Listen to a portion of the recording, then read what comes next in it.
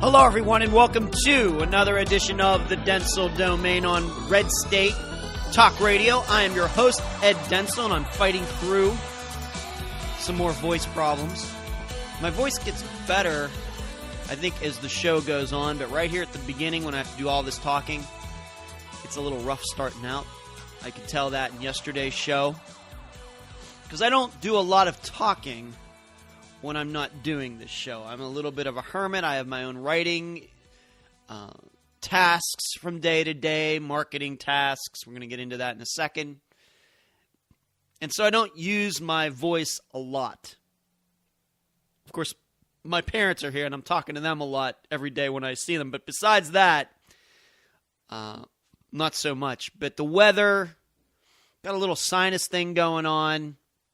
I have to fight through, really have to try to clear out my throat as best I can before I bring this show to you. Hopefully it'll just get better. I don't know if you can hear it.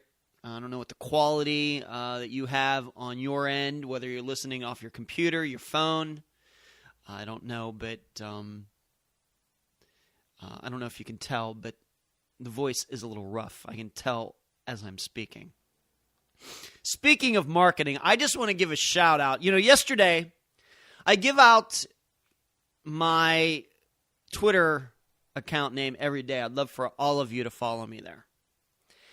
And somebody, and I got to, whoever you are, if you're listening tonight, I give all of the credit, a fantastic, fantastic joke that you played on me. I'm not even going to be mad about it, because yesterday I was telling all of you about my Dentzel Domain account and how I talk about my shows, but I linked articles. I linked articles that I think that you might find interesting. I linked articles that I think that I use for the show, just things that pop out to me. And I made the point of telling all of you that my account is surely not a spam account. All of the tweets are created by me, and it's for the benefit of you, except for those few where I tell you about how my show's going to be on and I don't want you to forget.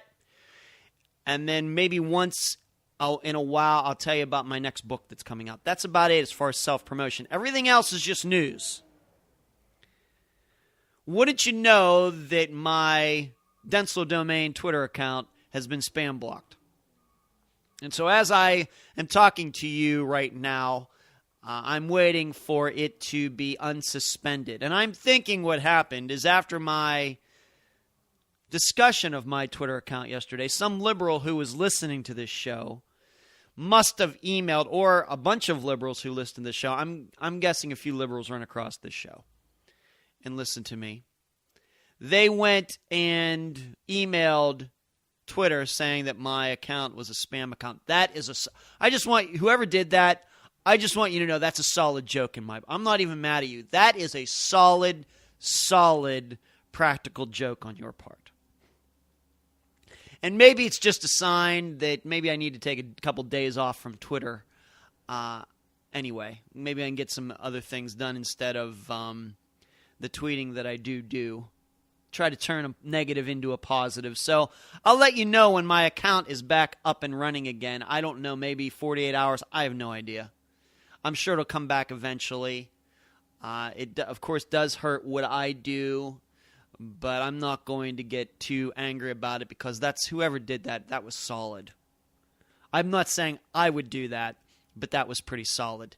So if you can still follow me, though, I just can't write anything on my account. You can still follow me at Dentzel Domain, all one word, no space in between. I just can't write anything there right now. You can also email me at edwarddentzel@reagan.com. In fact, I'd love for whoever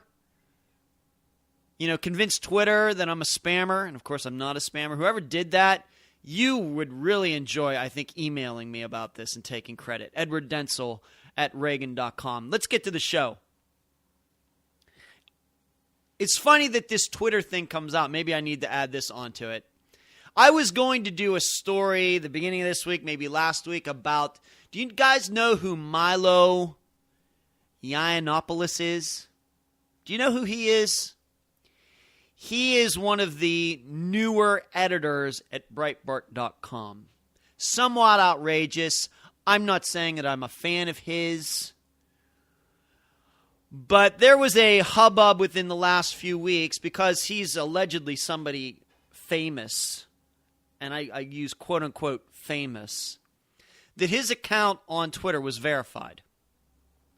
Well, what did Twitter go and do? They unverified him.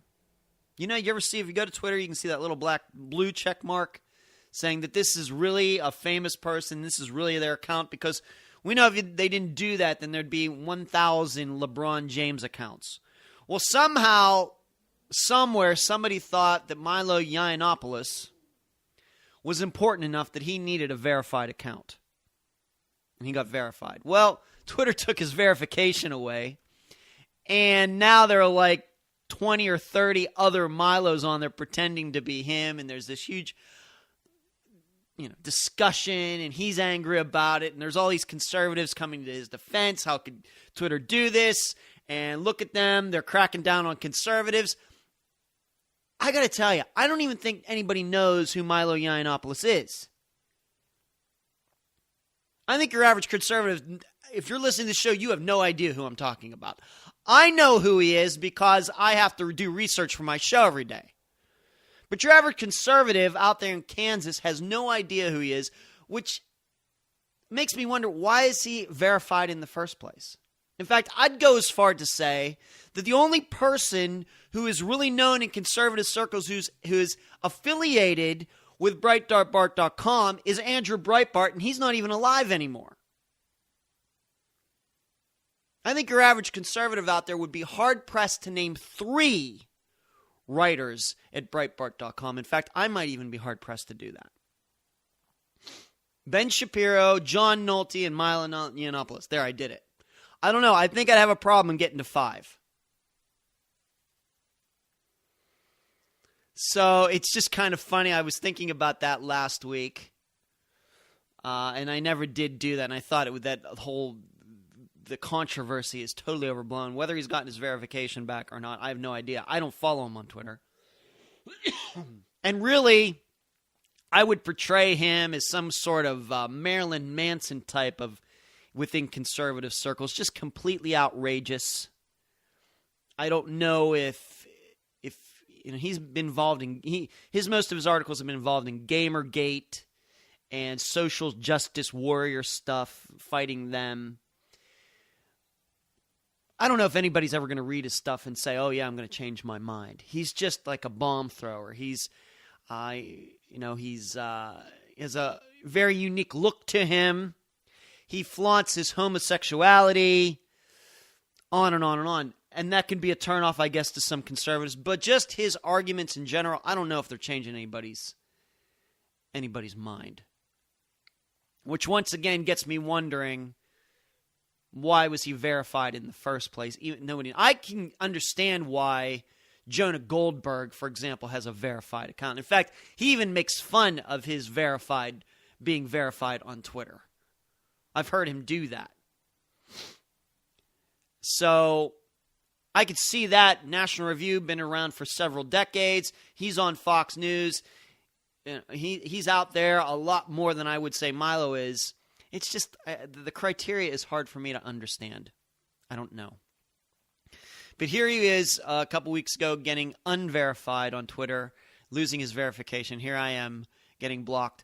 I am surely not going to put up, yell as much as he has, as Milo has, regarding, and all those conservatives who have come to his defense.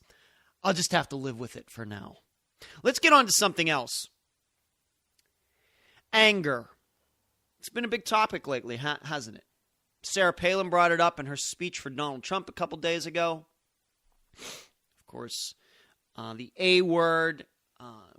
Since Donald Trump has started running for president, the A word, anger, has been used a lot. I would say even before he jumped into the race, that you could say there were a lot of angry people out there who weren't afraid to express their anger. And my opinion is that Donald Trump has definitely tapped into that.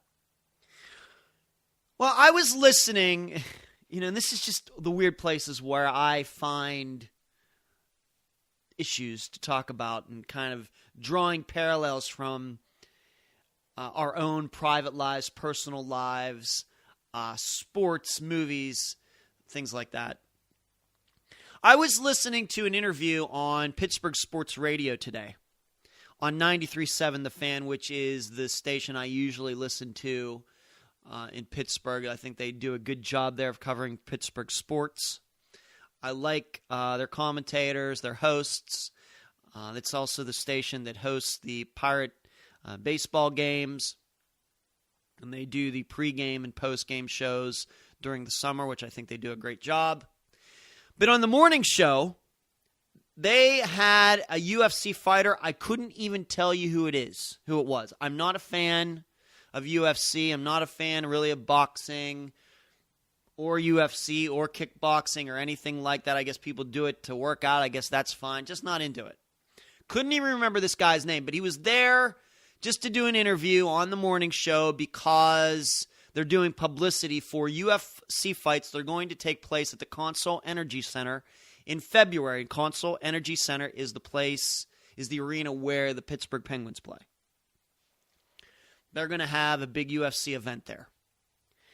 And one of the hosts asked the fighter well into the interview, and he might have been on for 7-8 minutes, a segment. He was on for a segment between between commercials, however long that is, that's how long he was on. One of the hosts asked him, does he ever get personal?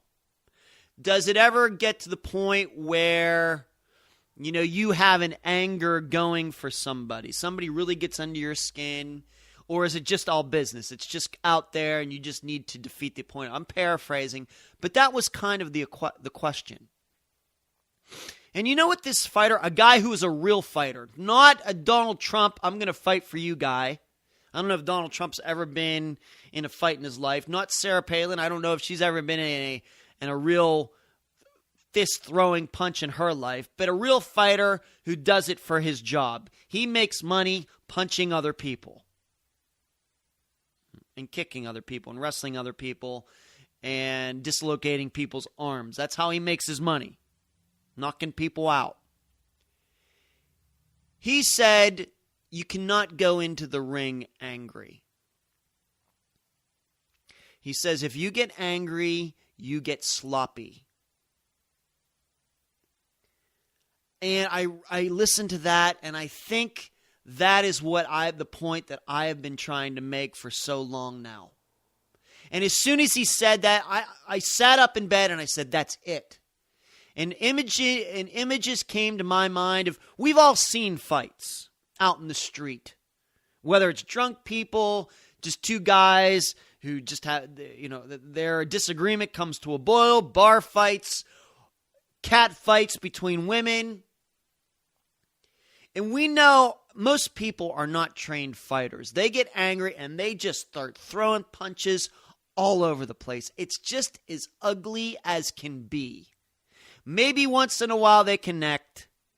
Most of the time they don't. And the fight is based in nothing but anger. Anger for the other person. Wanting to kick the other person's butt. But there is no technique that goes along with it. That's the important part. In fact, you could say that any of these people over the years who have gotten in fights, and I've seen a couple good. I can remember being at the Apollo Ridge football field my senior year and seeing two girls go at it in that would have been October 1988 or something. It's probably the best girl fight I've ever seen. And then I saw a couple fights out in the street between guys, hanging out when I was a teenager. I saw that, not so much as an adult. But I look at those situations and I say, you know what, if those people who are so angry could have if they had more technique than anger, one of them could have won that fight. And I think that's the point I've been trying to make regarding Donald Trump and all of you out there who are so angry. I'll even give you another example, more maybe even from bigger history, as big as history gets. And that's World War II. Yes, people were angry when Pearl Harbor was bombed. Lots of anger throughout the country. And it caused a lot of men to sign up. They didn't need to be drafted. The next day, a bunch of men, when we declared war both on Japan and Germany, a bunch of men, young men, signed up. Yes, they were angry at the time, but somewhere down the road, after all of their training, boot camp, learning how to use an M1 rifle, learning how to use their sidearm, learning techniques for hand-to-hand combat, learning strategies and listening to your superiors, take that hill, take that bridge. By the time that they got to the battlefield where the work was really going to be done, it wasn't about anger anymore. Anger is what motivated them, but you somehow have to turn that anger into decisive, consistent, strategic action. And dare I say it, that is something that Donald Trump cannot do. Because you know why? Because to do that, you have to have principles. To turn those bunch of men, angry men in 1941, into an army, they need discipline. In fact, as I'm talking about that, I think of the line that Captain America, can't remember the actor's name, but the point that he is making to Robert Redford, no, not Robert Redford, he's making the point to Samuel Jackson in that movie, at the beginning, in the Winter Soldier movie, when he says that people need to trust each other. If not, we're just a bunch of guys running around with guns. It's an awesome point. Awesome, spectacular line in that movie. Something like that. You need that discipline. You need that sense that if everybody is working toward the same thing. And the only way you can do that is with strategy and then use tactics to make it happen. Something that Donald Trump and dare I say it, a lot of you don't have. It's just anger. There's a reason that Sarah Palin, she's asked to come down, speak for him, endorse him, and her main point is anger. And she's supporting a guy who a few years ago she wouldn't have supported at all. Likewise, a few years ago, most of you would not have supported what Donald Trump is talking about, but you're doing it now. Why? Out of anger. You are forgetting your values and your principles, and because of that, you're just a bunch of people running around with guns with no plan. Yes, you're motivated. Yes, you have the gun, you have the ammunition, but for all you know, all of you could be aiming at each other. Meanwhile, there is at least one other guy or two or three other guys in this race who certainly are better than that and have been more consistent, actually seem to have a plan, seem to have a strategy. And it's not all based in anger. And see, I don't think that Donald Trump and his people know how to channel the anger that their supporters have. It may get them to vote, and maybe that's all they care about. But what then? What then? That's when the work begins. That's when the work begins. And are all of you so sure that he's going to do what you think should be done? Or is it just enough for him to be angry? Because here's what I know, going back to my World War II example. On that day, had those men who were all ticked off, and I know the women in the United States were ticked off in 1941 too, don't get me wrong, I know they were very upset. But at the time, and I know women worked for the war effort too, and they did a lot of great things, building airplanes, building tanks. Just, it's funny how modern feminism tries to make us forget that a lot of the war effort in World War II, at least in the country, in manufacturing, was done by women. You know, Gloria Steinem would try to convince you anything before 1970, women didn't do anything, which is totally untrue.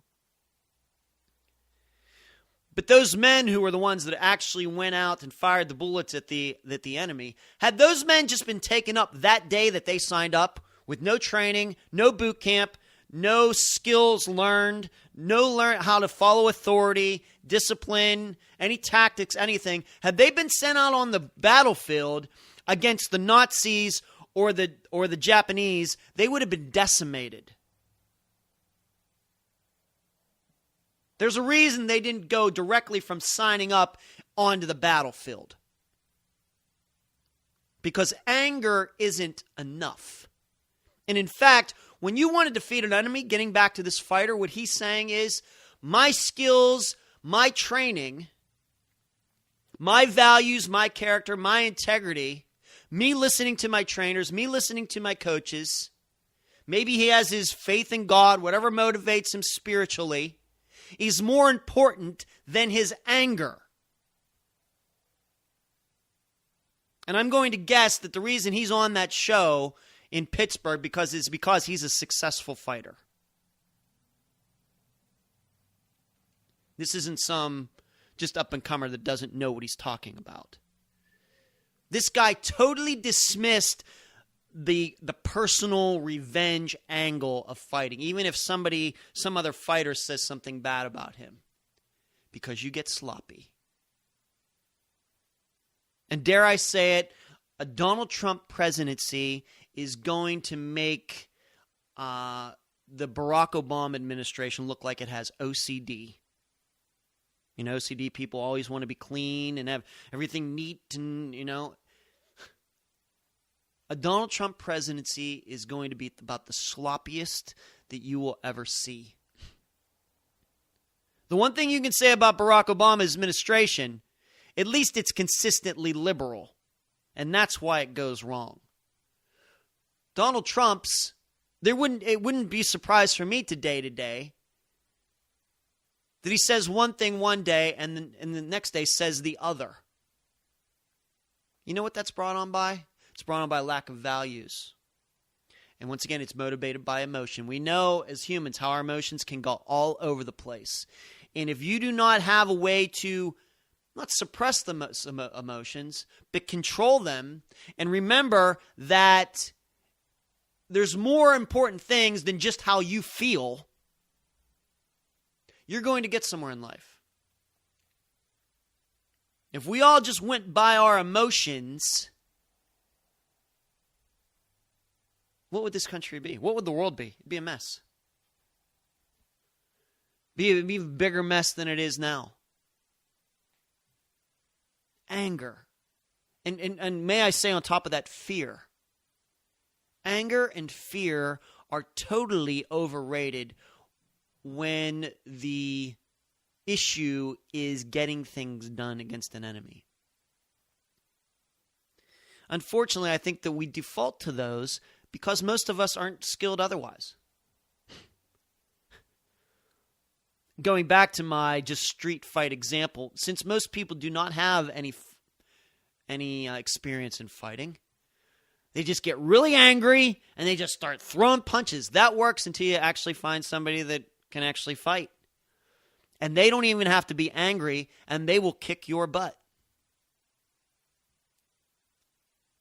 There's no doubt about that. No matter how much you hate that person, no matter how much you want to see them suffer, break their bones, send them to the hospital, if they're not angry but know how to kick and know how to punch and know how to pin and know how to do all these, what are these, arm bars or whatever else they're called, you are going to lose. And that other person's heart rate will never even go above 80 beats per minute. And yours will be racing like 150 beats a minute. You'll be sweating everything, and you'll be the one that loses. This is where we've gotten to with where we are, at least a small part of the Republican Party. The people are crazed. And they found the perfect vehicle for it. I talked about this yesterday. Dare I say it, I think this is unfortunately what has happened with some of our conservative leaders. They've allowed their emotions, their revenge, their anger for how badly they have been talked about and they have been treated. And no matter what they say, they do care. If they didn't care, they wouldn't talk about it. And we know that they talk about it.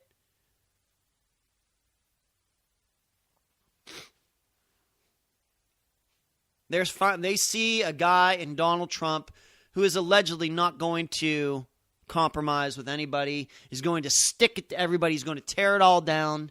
Well, dare I remind all of you regular people that you think, and I've seen this on my Twitter feed, when my Twitter feed was working, that there are a lot of regular people, Donald Trump's going to tear it all down. The only way a person can think that is if that person thinks they're not going to suffer when the tearing begins. This is the point I like to make with my dad and his liberal friends. I try to tell them, you know why some of your friends call themselves socialists? You know why? Because they think that they are on the low side of the seesaw. You've been on a seesaw, kids, back and forth, pushing up and down. Just imagine a seesaw with one side high, one side low. And in the middle is the pivot point. My dad's friends who are all very well off, not rich, but they have no money worries to think about. But they talk about being socialists and liberals, and hey, I have liberal friends too, but I think they all think this way. That if there's going to be some tearing down, some social justice, some economic justice, they see themselves as being on the low side of that teeter-totter. And they think by taking money from the high side, it's going to bring them up. They don't realize that they are actually on the high side of that. And it'll be they who are going to be a part of a large group of people who are going to suffer. That's the only way they can say what they do. They think that they're going to benefit from what they're talking about when really they're going to suffer from it. And I see that in Trump supporters as well.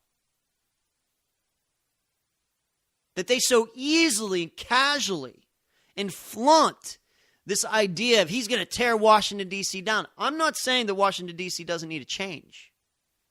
It does. But when you put in all these factors, anger, no strategy, no principles, no values, and then on top of all that, somebody's talking about tearing something down, what do you think you're going to get? What do you think you're going to get? What it reminds me of, I just got to be honest. What it reminds me of those movements, if you want to read a great book on this, I often forget this is one of my favorite books of all time, even though I'm sure most of you have never heard it. It became popular in the 1950s because of all people, Dwight Eisenhower. It's by Eric Hoffer. It's called The True Believer, The Nature of Mass Movements. Why do regular people get behind these leaders, these despots, these dictators who have nothing but fear and anger to offer? Fascinating book. I would urge that you download it to your Kindle or buy a hard copy. I have my hard copy. I haven't read it in a while, but I sometimes forget about it. One of my favorite books. Read it over 10 years ago. While all my fellow friends were reading Harry Potter, that's what I was reading. But this reminds me of what Eric Hoffer talks about in that book, about the Nazis. I don't know if he mentioned, he definitely focuses on Germany, but with Russia and its revolution, the people had everything to lose from it, and still they went along with it. Couldn't see past the noses on their face. Why? All based in anger. Anger at the monarchy in Russia. In Germany, anger at the former regimes. Anger at the Jews. Of course, none of it, those people had the monarchy, the Jews had anything to do with the problems in those countries. But the people allowed themselves to be fooled. They went along with it because of their anger, because of their emotion. And we know what happened.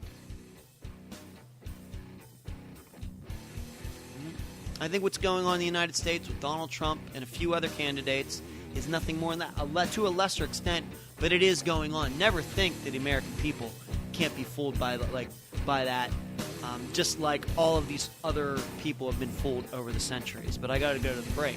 You've been listening to the Dentzel Domain on Red State Talk Radio.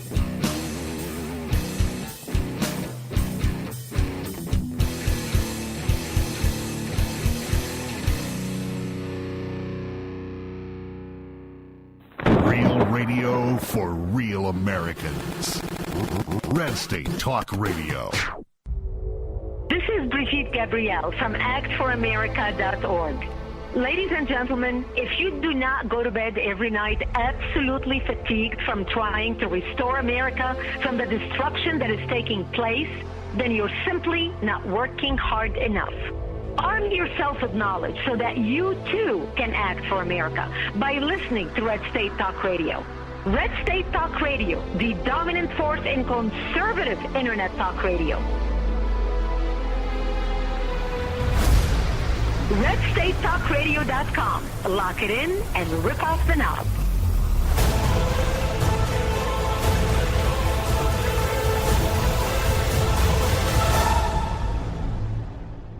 I can't defend my family because I live in Chicago. I am free to defend my family with my AR-15 or handgun because I live in Wyoming. I can't even protect myself if I'm attacked because I live in D.C.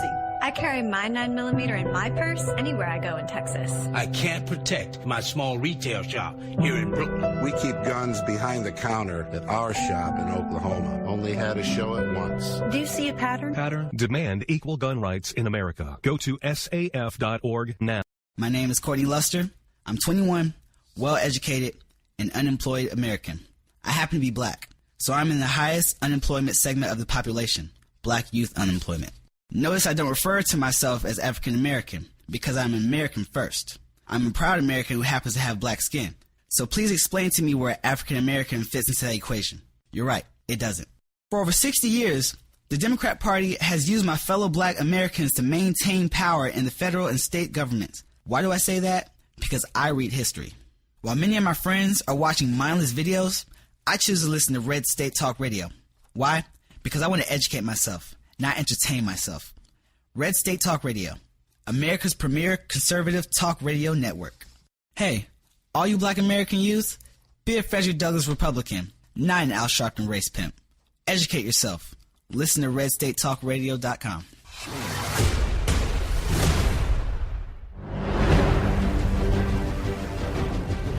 This is Michael Cutler, retired senior special agent with the former INS, the Immigration and Naturalization Service. You should know that I'm also a lifelong Democrat, but ladies and gentlemen, the mainstream media has completely failed the American people. That's why, despite being a lifelong Democrat, I listen to Red State Talk Radio, the dominant force in conservative Internet talk radio. Lock it in and rip off the knob.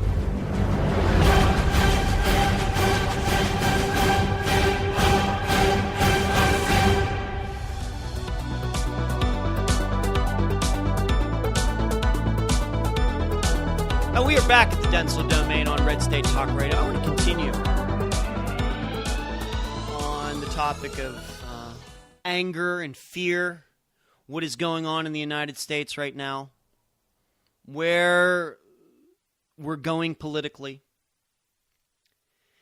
And you know that it is a weird situation in the United States where and this goes back to what I was talking about, the points don't matter, the issues don't matter, the values don't matter, consistency doesn't matter, contradictions don't matter. All it matters is a bunch of people that can get together and be angry together. That's it. They go to one of these rallies, they can all be angry together. And you should know something, and I've mentioned this before, I don't do groups. I don't take part in rallies. It's the very reason that I've never been to a Tea Party rally. And we may talk about the Tea Party a little bit before the show ends. Just depends if I have enough time. Never contributed to a candidate. Although I would say years ago I might have given some money to the RNC. I don't endorse candidates. I don't hope that a particular one wins. I may show favoritism to one or the other, but I'm not going to vouch for any of them. I don't know any of them.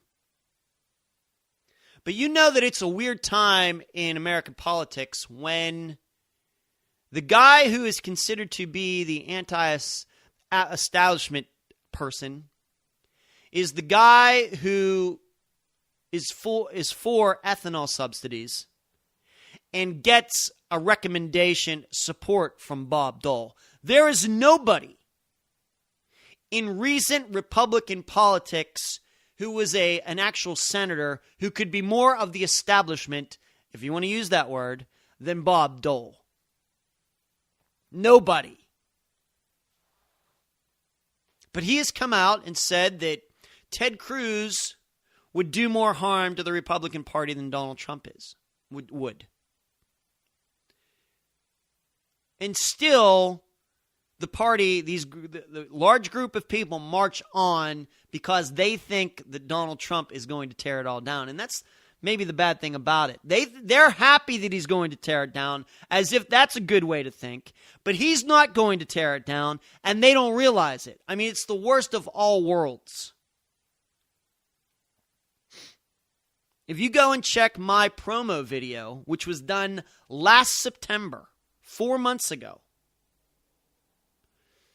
it starts out with me saying there is nobody who is more a part of the establishment in the Republican Party than Donald Trump, of the people who are running. Now do you see what I mean? I know some people watched that video, maybe didn't even get past the first part of it because I said that. Now do you see what I mean?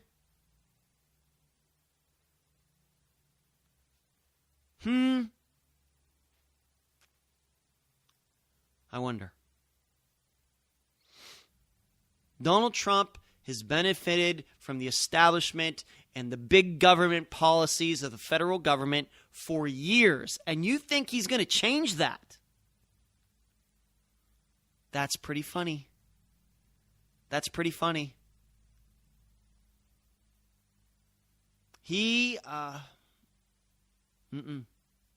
I know, I just want to state for the record, I will be able to live with no matter who's elected president. I'm not going to sit here and, speaking of fearful and being angry, I'm not going to be angry at Donald Trump. He's only going to get away with what people allow him to get away with. That's not his fault. That's all the people who support him's fault. And I'm not going to be angry about them. I can't help they're fools. I can't help that they can't see through him, even though they're a bunch of grown adults. Not going to be angry about it. I'm also not going to be fearful for the future because, as I say, that is not a plan. Anger and fear are not plans. They're just emotions. I'm going to continue to have my values, my character. I'm going to continue to be conservative on the issues, and that's not going to change. Because I believe that's the only way that we're going to fix this country. Donald Trump and people like him, not just him, but people like him, will not change this country for the better. Yes, the stock market may go up. Yes, the unemployment rate may come down a little bit, but that's going to be more of a factor of who we have in the White House right now. It's not going to be a factor of who Donald Trump or any other presidential candidate or the person who gets to be president, who they actually are.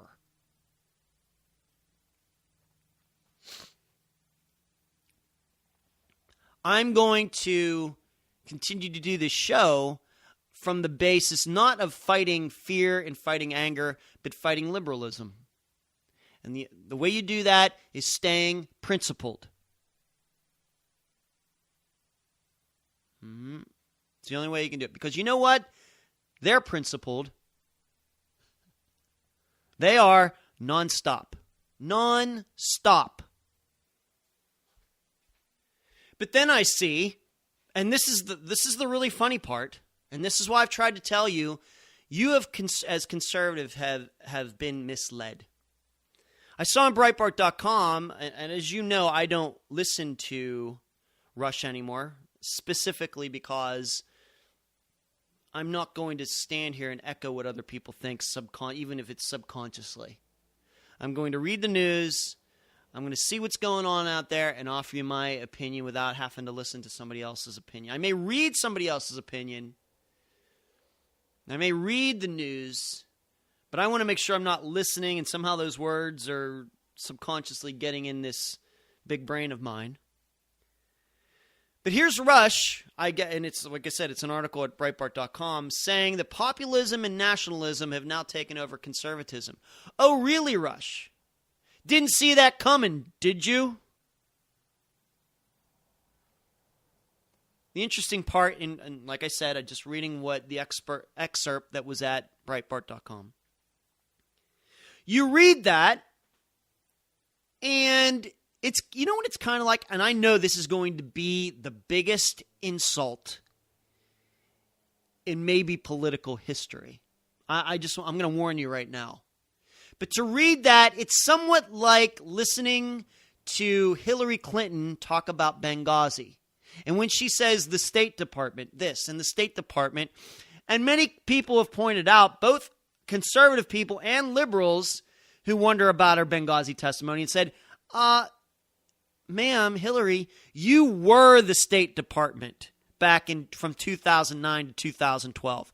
You're talking about it as if you were in California and you weren't part of the State Department, and the State Department's over here and you had nothing to do with anything that went on at the State Department. You were the Secretary of State. Well, the State Department said has issued, they're yours. You're responsible for it. And if you're paying attention to the news, and you know I've brought it up before, you know that she did that.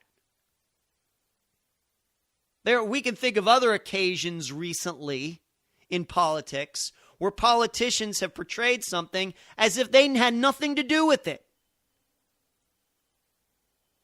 Barack Obama included. But to read this small excerpt, and it's only like 4 paragraphs, maybe 500 words or something like that. And I don't know how long he went on this diatribe on a show. I have no idea. But to read this, you would think that Rush Limbaugh just became a talk show host last week. As if he has not been leading conservatives for 25 years. And made millions of dollars off of it. And had how many stations? How many subscribers to his website? All of the ties he sold. The iced tea. The books. Everything else. And then he acts like you just can't understand how that happened. Well, could it be, Rush, that maybe you just haven't done as good a job as we all thought? Is that possible? Are you going to take any responsibility? And once again, going back to the Hillary example, she's not going to take any responsibility for anything that went on in Benghazi, even though she is the Secretary of State, and it was all under her control. Likewise with Rush Limbaugh. Nobody has been read or listened to more than the last 25 years than him. Everybody thinks he's so great. And in the matter of months, not years, months, this weird kind of populism, nationalism, posing as conservatism has just totally run everything over.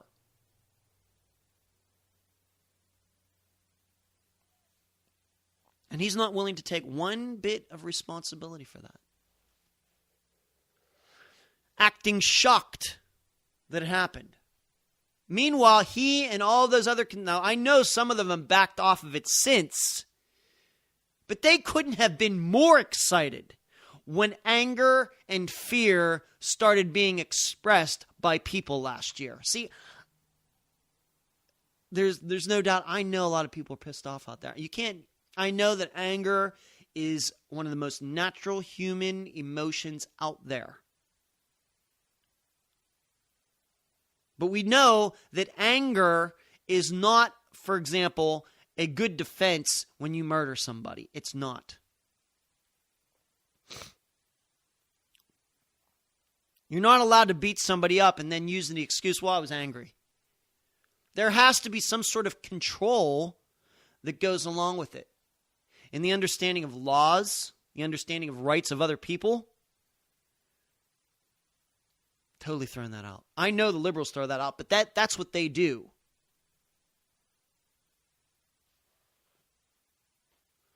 They've just went along with it. And any time in your life when you see these, anything, it doesn't even have to do with politics, that you know is motivated by fear and anger, you know that a problem is starting. You know, here's a very, very good example to me. The Steelers-Bengals game, the playoff game from a week and a half ago. The Bengals went into that game very angry. And they have a couple guys on the team who are just naturally angry in the first place. Pac-Man Jones, Vontaze Burfict. And what did they do? They allowed their emotions to get in the way. A cheap shot on Antonio Brown that knocked him out for the next game. And then Pac-Man Jones out on the field wanting to attack one of the Pittsburgh Steelers coaches. Their penalties added up to 30 yards. Pittsburgh kicked the field goal, won that playoff game. Now, hey, I'm sure all those Bengal fans were absolutely ecstatic that those two guys were angry before the game. But at some point, you have to put that to the side and just rely on your coaching and your training. These guys didn't, and we saw what happened. That is what's happening now.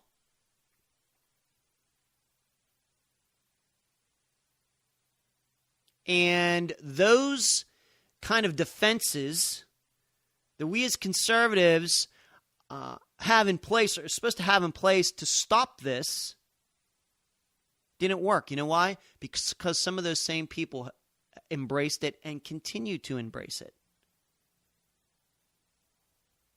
Because you know why? You know what? You want to know right down to it? And it's something that most people don't want to admit. Anger feels good. It doesn't, you know it's true. You love being mad at somebody sometimes. It's one of those, once again, one of those weird human nature things. You love feeling angry, just can't wait. Hey, I felt it in my life. You're just, don't you just wake up some days hoping somebody ticks you off? Driving down the road, you don't like people cutting you off in traffic, but sometimes you just hope somebody does it so you can yell at them, whip the finger at them. We have all been there. But you know it's no good. You know it's wrong. Later, once you get to your destination and you're sitting there in your office, in the doctor's office, at a restaurant, waiting to get your hair cut, you're thinking that you're sitting there and you're thinking, why did I just think like that 10 minutes ago? Why did I do that? We just haven't gotten over that yet. We are still in that car, staying angry, wanting somebody to tick us off, or if we've been ticked off, and now we're chasing that car down the road looking for revenge. And we have a road rage incident. We're in the middle of a road rage incident in the United States right now. And everybody's so sure that they are the righteous ones. And it has been allowed due to conservative media people who have much bigger audiences than I do, that they've stoked it. There's nothing. Hey, if you get into a fender bender with somebody out on the road, there's nothing wrong with them being a little pissed, especially if the person wasn't watching what they were doing. But there's a difference between chasing that person down the road, getting into a road rage accident, both you in jail, maybe one of you get killed, then you both just pulling over to the side of the road and exchanging insurance information. I'm more along the exchange insurance information line myself. And if that person wants to take off, you know what you do? You don't chase the person. You call the cops. You dial 911, give them a description of the car. They're headed east on this road. There you go. But we've had too many conservatives who have said that righteousness of chasing that person down the road is right. You can beat that other person by exchanging insurance information and their insurance going up and you getting your car fixed for free. Other than you chasing that person down the street and you're getting into another fender bender, maybe you hit somebody, and you all go to jail. We're in the middle of a road rage incident. And I think that some of these, no matter what you may say about Marco Rubio and him flip-flopping on immigration, and Ted Cruz, with some of you not liking that he sounds like a late-night preacher. Chris Christie, he's not conservative enough. Carla Fiorina can't get on the main stage anymore. John Kasich, he also seems to me kind of angry, but in a different way. There's other choices, and some of you still continue to pick the road rage incident. That tells me something about your character, and that you can't see the contradictions out there. You call yourself conservative, you're not. If you like what Sarah Palin had to say 2 days ago, you are not conservative. You are just a mixed up person. I want to see you to try to talk your way out of the pretzels that she and he and the rest of them have all created. And you know what? It's going to be you, the one that's going to suffer. They're not going to suffer. You are going to suffer. When you talk about tearing it down and burning Washington down and everything, you are going to be the ones who suffer. There's no principle there. Nothing, just words. Just words and emotions. And words that contain no plans. Somehow I know I'll be able to live through it. Will you? I'll figure something out. Will you be able to figure it out? Will you and your wife and you and your husband be able to figure it out? Will you and your kids be able to figure out? What about their kids? Will they be able to figure it out? You know, I guess the good thing about not having any kids and not having any spouses, I don't have as much to lose as you do.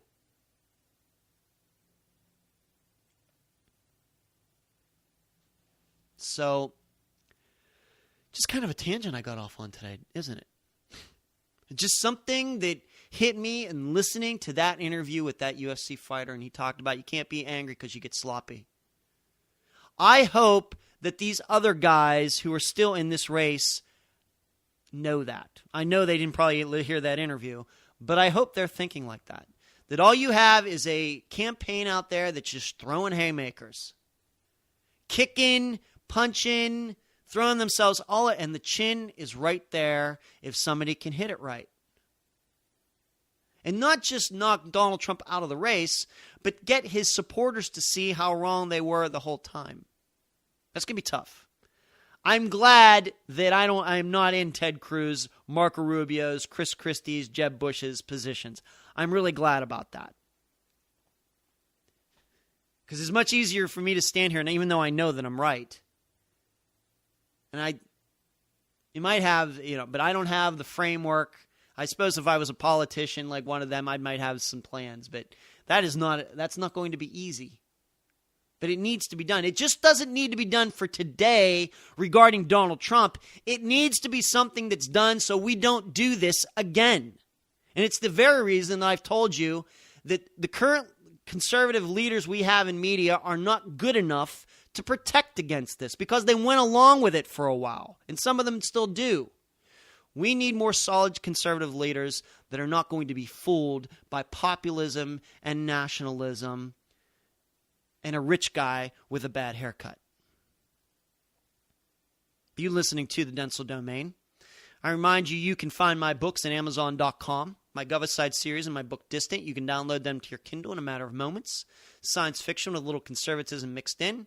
You can email me at edwarddentzel@reagan.com. You can follow me on Twitter when my Twitter feed starts working again. Dentzel Domain, all one word, no space in between. edwarddentzel.com is where you can find all of my old Red State Talk Radio shows. If you go to edwarddentzel.com/book, you can download the first chapter of my next novel called The Comebacks. You can find me on SoundCloud, Podbean, YouTube. You can also find me in the iTunes Store in the podcast section. You can find me on Facebook and LinkedIn. It's been a pleasure talking to you tonight. You've been listening to the Dentzel Domain on Red State Talk Radio.